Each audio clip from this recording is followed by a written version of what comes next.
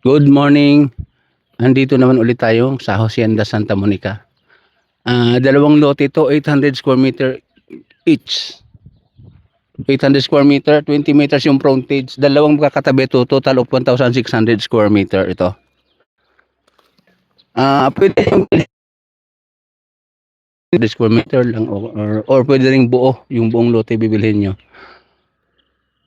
Ulitin ko, Hacienda Santa Monica, dalawang magkakatabing lote, 800 square meter. Ito, 800 square meter, total of 1,600 square meter. Frontage ng kada lote ay 20 meters frontage. Thank you sa mga interested. Message lang.